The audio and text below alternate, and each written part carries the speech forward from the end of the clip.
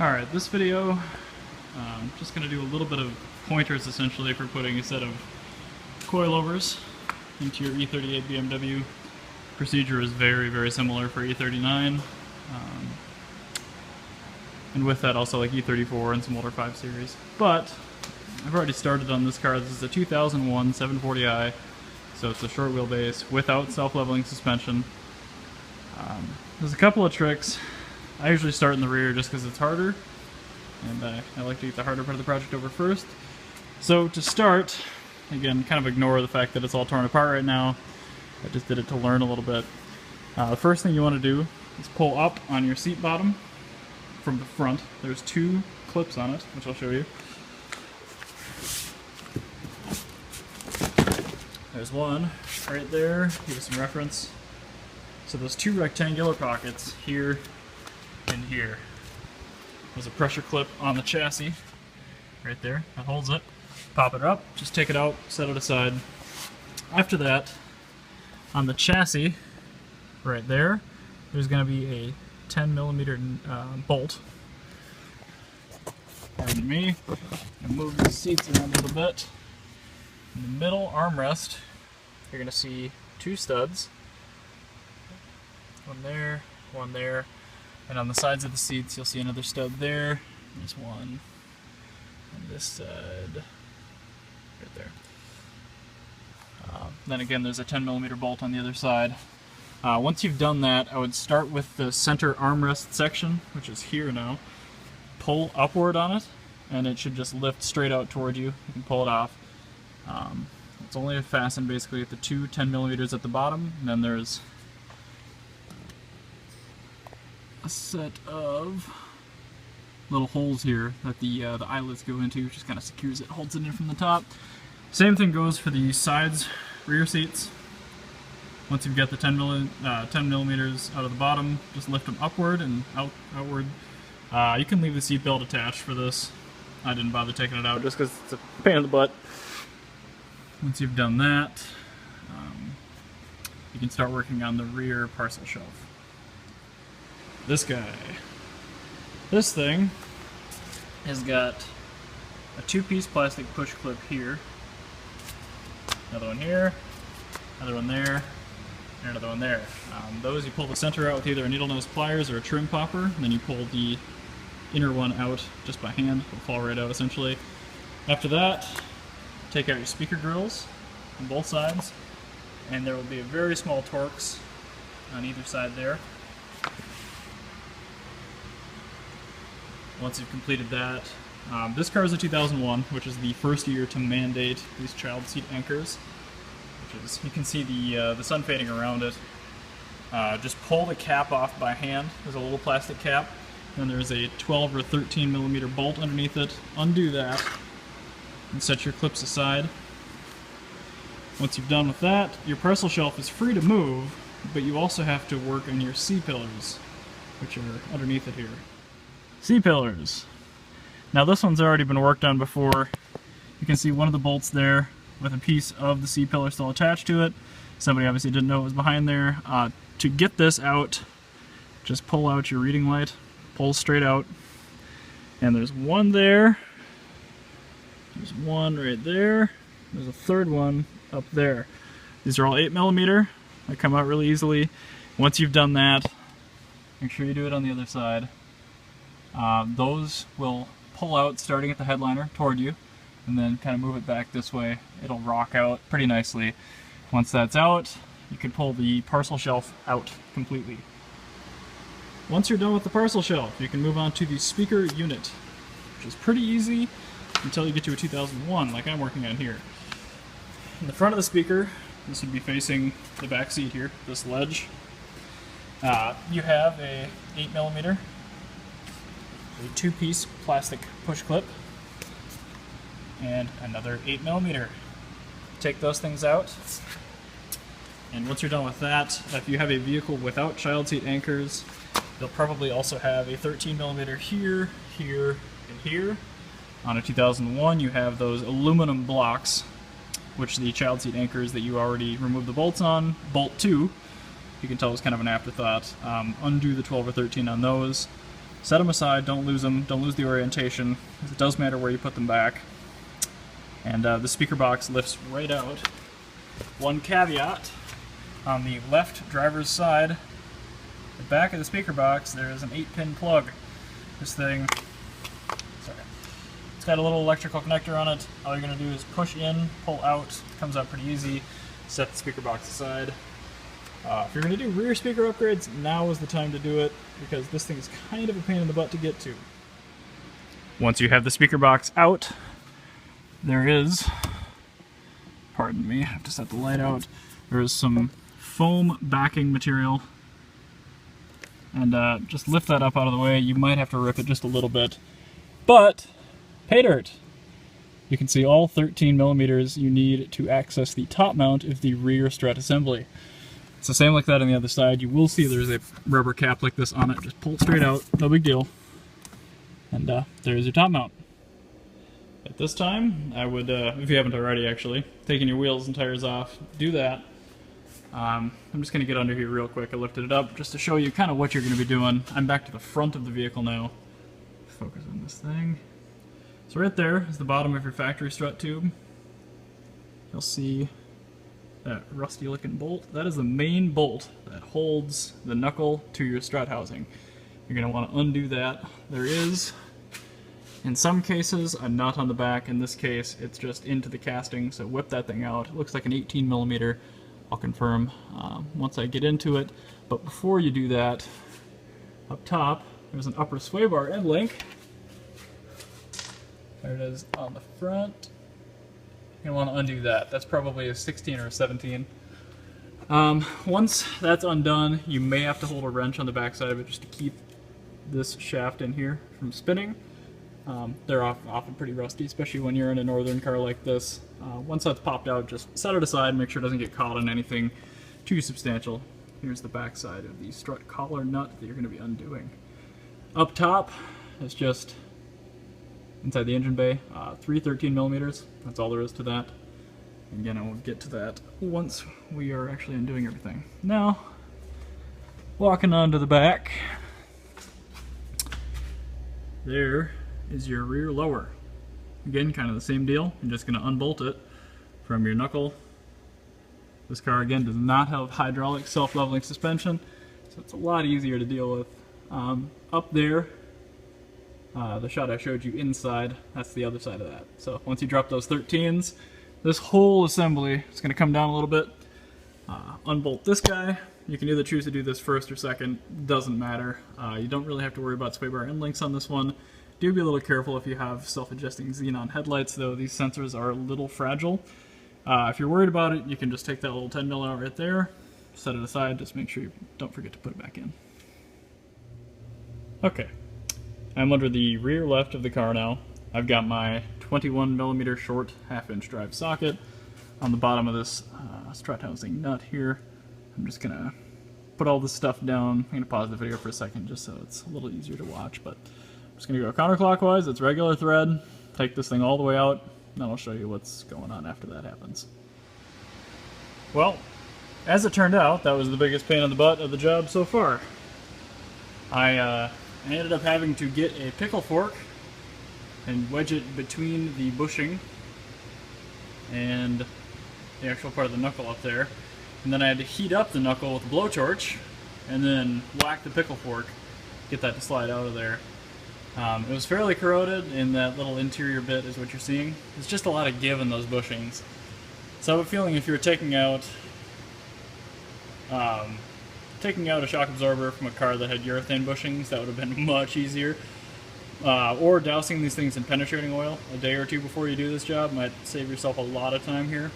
I maybe only spent 10-15 minutes getting those things out, but I had the right tools and all that stuff. So again, there's the pickle fork. It's a pneumatic one. I used it with my air chisel to get it in there. Heated it up with my torch, just a little propane torch, don't need MAP gas or anything. And then of course a hammer. So again, once those are out on both sides, you're doing well. That was probably the hardest part of the job. More than halfway at this point in the rear, I would say. Okay, so we're back up inside the rear, and I've got my 13mm socket, and I'm just going to take out these 3 perimeter nuts, and the entire upright should drop out onto the floor. Alright, so it's dropped out of the top. This is a little bit of a maneuvering activity. Basically you got to drop that down inside the hole by the axle and just use a whole bunch of brute force and ingenuity to get this bad boy out. Okay, I was wrong. In order to get the upright out, there's an enormous fender liner in the way.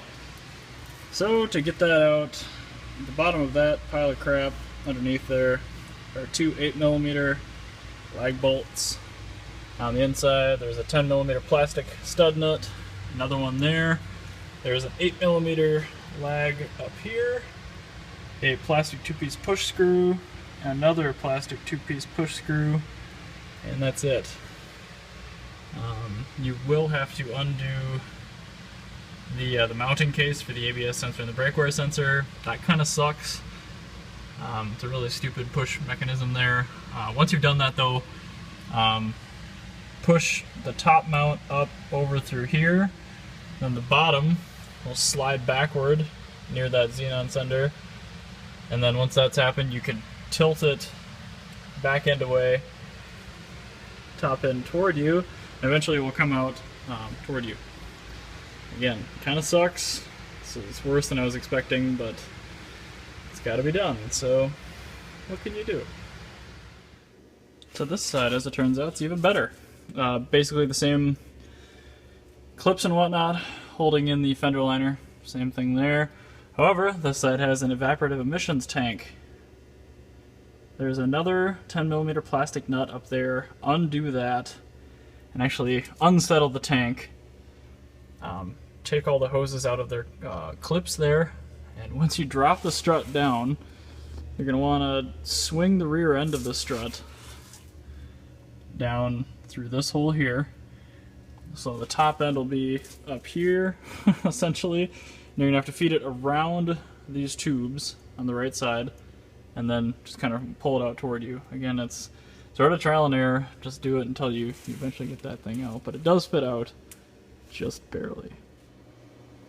Okay, so I've got a 17mm wrench holding the sway bar end link still, and I've got a 15mm socket on my impact. I'm going to go ahead and zip this thing off. I'm going to do the same on the other side, and then I'm going to attach the U-joint and the 18mm socket, and I'm going to take the retaining bolts out of the lower strut collar, which is in there. Okay, so at this point I've got the sway bar end link disconnected. I've got the lower retaining bolt undone. It's time to undo the front top mounts. This is a 13mm. I'm going to use a little impact, but hand tools are maybe even better. And try not to lose these like I just almost did.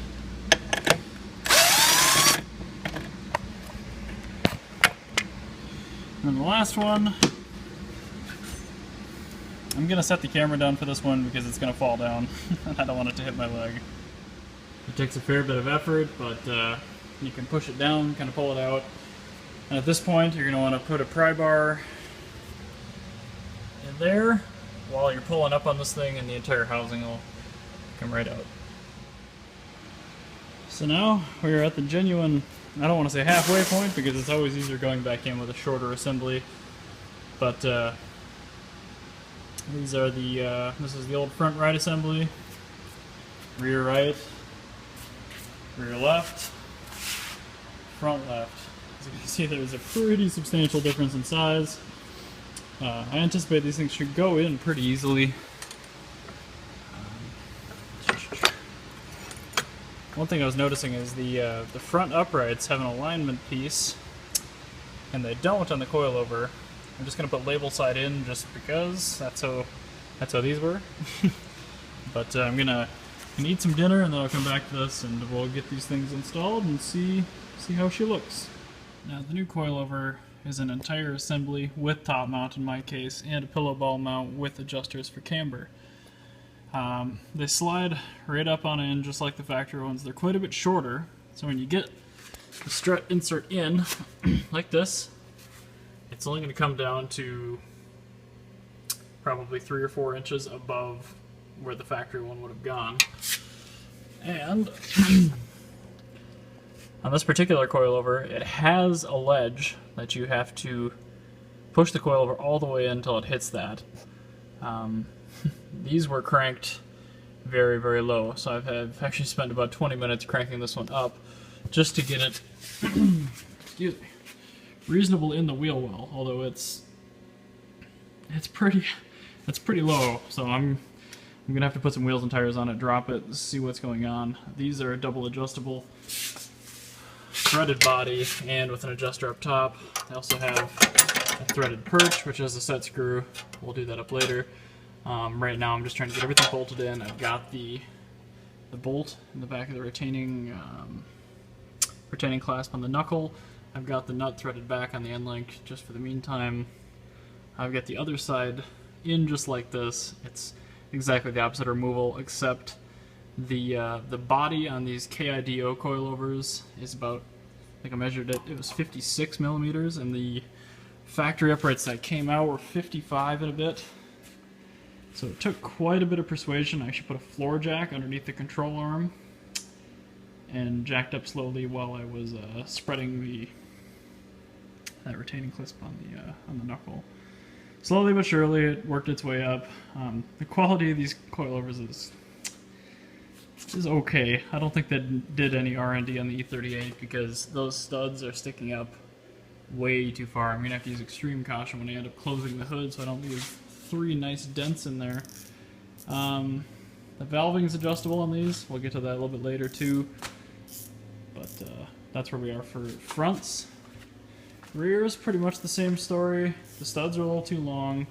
I popped them right up in there. No problem at all. Actually shortened them all the way, twisted them up.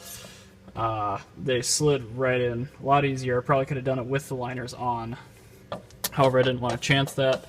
I threaded it up just so I could set on here while I was threading the upper top mount nuts on.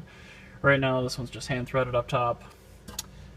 Once I do those up, I will lengthen this exactly to this length, but unscrewing the body here, not these adjusters. And then once that's in, I'm gonna probably crank these up an inch because I prefer come down. It's a lot easier than cranking up after the fact. So the fronts and the rears are in, more or less. But I feel there's going to be a lot of trial and error at this point left. But I'll keep filming as long as it takes. So at this point, everything is more or less roughed in, installed. I'm just going to do the the finishing touches, the 21 millimeters on the bottom here. I'm going to recheck the torque on the 13 millimeters up on the top mounts. I'm going to do the 18 millimeters on the front. So I'm going to do the 15s on the sway bar end links. Oh, excuse me. And the 13 mils on the front top mounts. Once that's done, I'm going to drop it down and check it for ride height again. I did do that once already. I had to raise the front end about a ½ inch on the coils, and I had to drop the rear end about 1 inch on the coils. So I'm going to finish this up, put the liners back in because it's still adjustable at this point, and then we'll see how it looks. And hopefully you've got it sitting where you want. If you do have an issue with your ride height, too high, too low, at this point it's pretty easy. Just gotta take off the offending wheels and tires on the axle and crank them up or down. This one actually, I think we got pretty lucky. I don't know what the customer wants, but this is about as low as I would ever crank them anyway, so I hope that it helped you out. I know there's a lot of little nuances to the job that are, you know, not always intuitive, so again, these are KIDO, I think, coilovers or something. R&D is not very good. The fitment was pretty decent. They actually ride pretty nice. I was kind of surprised, but there's the finished project. Thanks.